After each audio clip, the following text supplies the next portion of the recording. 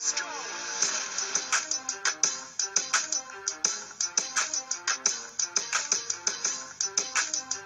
looks like a mess, doesn't it? It is a graph, and they call this graphing technique social network analysis. What this is graphing is information flow within a company. This is a global tech company. And each of those dots, they call them nodes, represent people within the organization. Each of the lines represent information flow. Okay? The larger dots are the executives in within the organization. And you would look at this and say, wow, this company is pretty well connected, don't you think? Lots of lines of information, nobody seems isolated. This is the same company. Guess what I removed? The executives. Not as well linked, right? This is typical of top-down structure. More and more, we rely upon managers and executives to get the information that we need. And what's happening is there are structural holes that are appearing within organizations.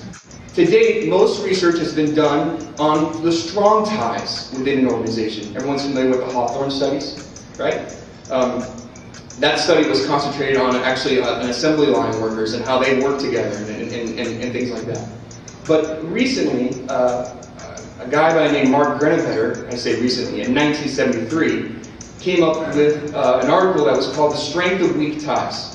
And what he did his PhD work was he started to become fascinated with how people found new jobs.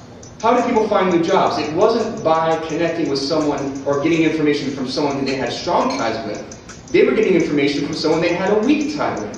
Why was that? Well, what he found was the reason people were able to connect and find new jobs is because people with weak ties had information that they weren't familiar with, because they worked outside of their networks, outside of the information that they deal with. So that's pretty fascinating research. And then there's potential ties.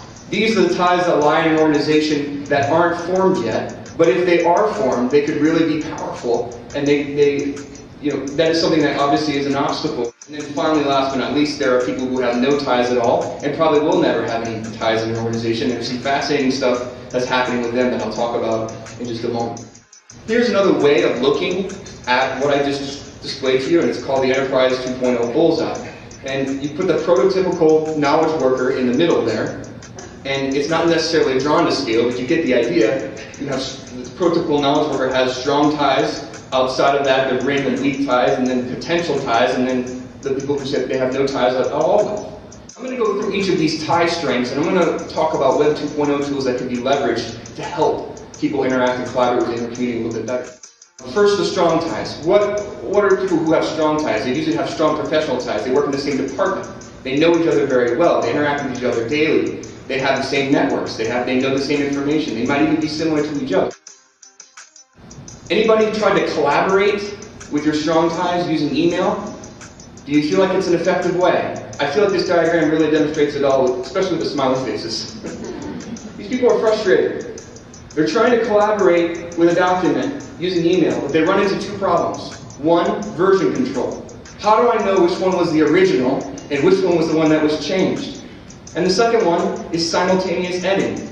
Oh, so Robin sent me this and Bob sent me this, both good edits, but now I have to look at them together and try to figure out how to take all of the ideas together. The wiki solves that.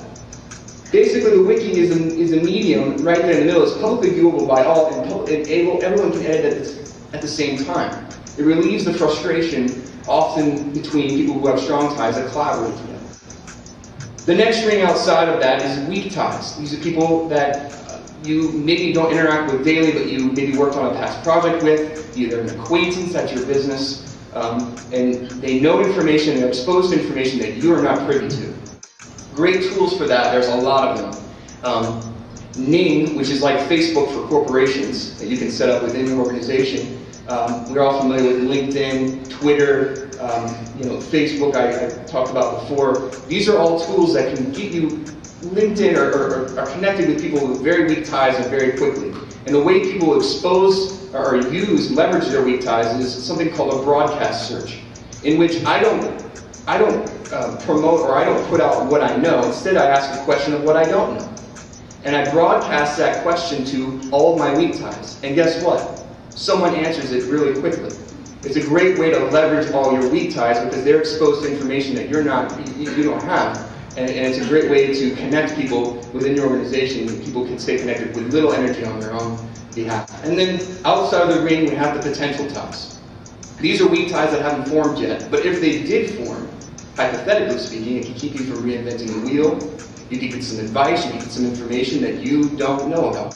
What could we use to connect people? Well, most likely, knowledge, sharing knowledge is the best way to connect potential ties, and that's done through a blog. Here is an example of a blog from a company called IntraWest. They're actually a flooring company. They install floors. But this came off of their intranet. And this guy is talking, he's sharing about, he found a new way to lay this concrete flooring. And he said, hey, you know, I found this new way, I think this would really work, and this could save our company $500,000. So he blogs about it in the intranet. And he goes through, and you really can't see it too well, but the first 3 photographs there are the different samples of how, you know, the different stages of how to lay this concrete flooring. And then at the bottom is someone responding going, hey, this looks pretty interesting, can I get with you on this and talk to you a little bit more about this idea? In one respect, this is about 2 guys talking about laying flooring. Who really cares, right? But in another respect, this is $500,000 that could be saved with the company. That's the kind of connections that can be had with blogs within your organization. Last but not least, I'll just cover this quickly, but no ties. It's fascinating. You think nothing good could come from people who have no ties with each other at all, but in fact, a lot of interesting things are coming from people who have no ties. Because when you connect people who don't have ties with each other, you get very different perspectives. And it offers great innovation and great brainstorming.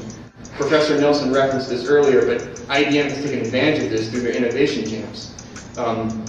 This past innovation jam had over 150,000 participants from over 104 countries. They came up with over 46,000 ideas, and after filtering through all those ideas, there were 10 ideas that IBM thought was worth pursuing and investing $100 million into.